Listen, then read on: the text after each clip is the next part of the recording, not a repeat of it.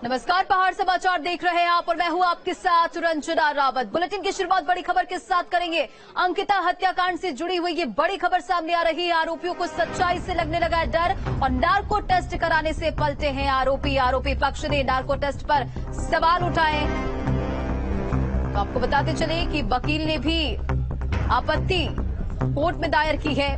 बड़ी खबर इस वक्त की, अंकिता भंडारी हत्याकांड से जुड़ी हुई आरोपियों को सच्चाई से डर लगने लगा है और नार्को टेस्ट कराने से पलट गए हैं आरोपी पक्ष ने नार्को टेस्ट पर सवाल उठाए। अंकिता हत्याकांड में जारी एसआईटी जांच के बीच आरोपियों को सच्चाई का सामना करने से डर लगने लगा। तीनों आरोपियों ने आज नार्को टेस्ट से मना कर दिया है।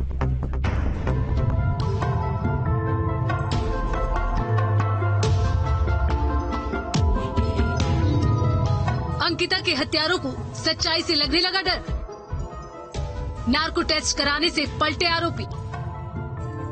आरोपी पक्ष ने नार्को टेस्ट पर उठाए सवाल। अंकिता हत्याकांड केस में अब नया मोड़ आ गया है। दरअसल आरोपियों को अब सच्चाई सामने आने से डर लगने लगा है। इसी वजह से अंकिता के हत्यारे नार्को टेस्ट कराने से पलट गए।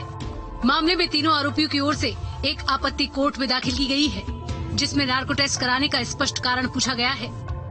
हमने ये भी प्रार्थना पत्र दिया है कि ये जो दोनों तीन के तीन जो अभियुक्त थे ये जेल में बंद हैं, तो जेल में इनके ऊपर काफी दबाव पड़ा है। जेल से यदि किसी प्रकार का सहमति या असहमति का कोई भी प्रार्थना पत्र न्यायालय में दिया है तो हम चाहते हैं कि पहले तो वो प्रार्थना पत्र जो है विड्रॉ करने का हमने आवेदन किया है और अपनी तरफ से ये प्रार्थना पत्र दिया है कि एसआईटी जो है पहले ये स्पष्ट करे कि उन्होंने हमसे करना क्या है। उन्होंने हमारा नार्को टेस्ट करवाना है या उन्होंने हमारा पॉलीग्राफ टेस्ट करवाना है या उन्होंने हमारा दोनों टेस्ट करवाना है। नार्को टेस्ट को लेकर कोर्ट में सुनवाई के दौरान तीनों आरोपियों ने नार्को टेस्ट करवाने से मना कर दिया। उनके वकील ने सहमति असहमति के पत्रों को वापस लेने के लिए अर्जी लगाई। फिलहाल मामले की अगली सुनवाई अब 3 जनवरी को होगी। इसमें पहले 2 ने सहमति दे रखी थी, सौरभ ने और पुलकित ने, और अंकित ने 10 दिन का टाइम मांगा था।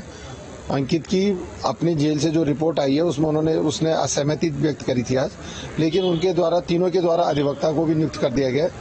अपने अधिवक्ता नियुक्त किया और अधिवक्ता के द्वारा आपत्ति प्रस्तुत की गई है। उनके द्वारा ये कहा गया कि उनके द्वारा जो भी पहले में सहमति असहमति दे दी उनको विड्रॉ करते हैं और अब अधिवक्ता के माध्यम से प्रार्थना पत्र उन्होंने दिया है, उस पर सुनवाई होगी।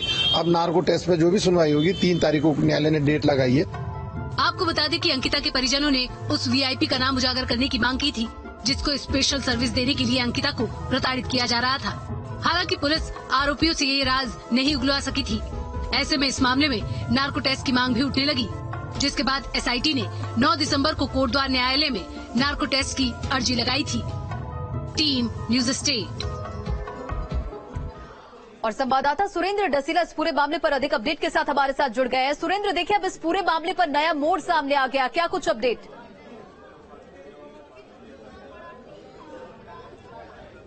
देखिए, बिल्कुल अगर तीनों आरोपियों ने कोर्ट में ये कह दिया है कि वो नार्को टेस्ट नहीं कराना चाहते हैं तो फिर पुलिस जबरन नार्को टेस्ट नहीं करा पाएगी, क्योंकि नार्को टेस्ट में देखिए सोडियम पेंटाथिल का इंजेक्ट किया जाता है और जिसके लिए आपको न्यायालय में से अनुमति चाहिए और अनुमति तभी मिलती है जब आरोपियों की भी सहमति उसमें हो।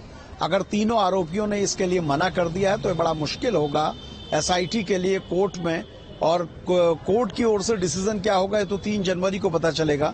लेकिन पहले सौरभ और पुलकित दोनों तैयार थे और अंकित ने 10 दिन का समय मांगा था और अब तीनों ने ये कहा है कि उनको जेल में प्रेशर डाला गया था, जिसके चलते 2 लोगों ने सहमति दी थी और अब तीनों इसमें सहमति के लिए मना कर रहे हैं, यानी तीनों ने अस्वीकार किया है नार्को टेस्ट को।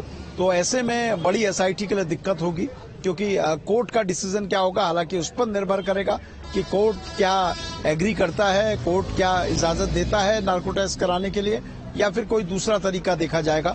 क्योंकि अगर नार्को टेस्ट होता तो बहुत सारी चीजें इस पूरे मामले में साफ हो पाती। बाकी सुरेंद्र, आरोपी पक्ष ने सवाल उठाए नार्को टेस्ट पर और क्या वकील ने इसे लेकर आपत्ति जताई है कोर्ट में?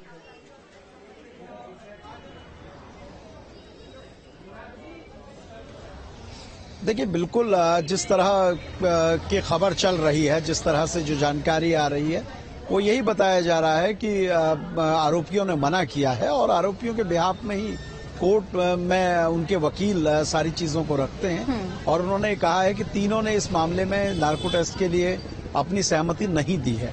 अब कोर्ट डिसाइड करेगा 3 जनवरी को कि इस मामले में आगे चलिए इंतजार होगा कि अब इस कोर्ट के फैसले का इंतजार होगा कि क्या कुछ निकलकर सामने आएगा। बने रहे सुरेंद्र हमारे साथ। और अगली बड़ी खबर आपको देहरादून से बताते चले। अंकिता हत्याकांड पर सीएम धामी का बड़ा बयान सामने आया है। आरोपियों को जल्द मिलेगी सख्त से सख्त सजा।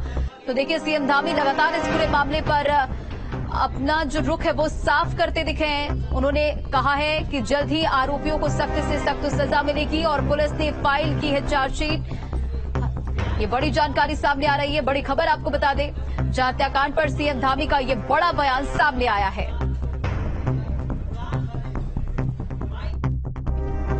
ये माननीय न्यायालय ने जो भी निर्णय दिया है हम उसका स्वागत करते हैं, लेकिन उससे बड़ी बात यह है, हमारे लिए बहुत बड़ी जो सामने चुनौती है कि जो भी इस केस में अपराधी हैं उनको सख्त से सख्त सजा मिले।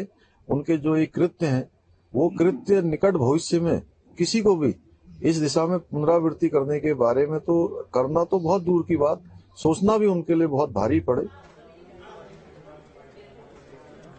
उत्तराखंड हाई कोर्ट से अंकिता भंडारी हत्या मामले की सीबीआई जांच याचिका खारिज किए जाने और एसआईटी जांच पर भरोसा जताए जाने के फैसले का मुख्यमंत्री पुष्कर सिंह धामी ने स्वागत किया है। और सीएम ने कहा कि अंकिता की हत्या की चार्जशीट पुलिस के द्वारा फाइल कर दी गई है। सरकार और सीएम धामी से बताते चलिए ये बड़ी खबर। 20 दिसंबर को इस पूरे विवाद में मामले को रखा जाएगा अपना पक्ष। और सीएम से डालनवाला थानाध्यक्ष नंदकिशोर की शिकायत की गई है। चैंपियन के खिलाफ बुधवार को डालनवाला थाने में दर्ज किया गया था केस। वो तस्वीरें आपने देखी होगी, तस्वीरें वायरल हुई थी।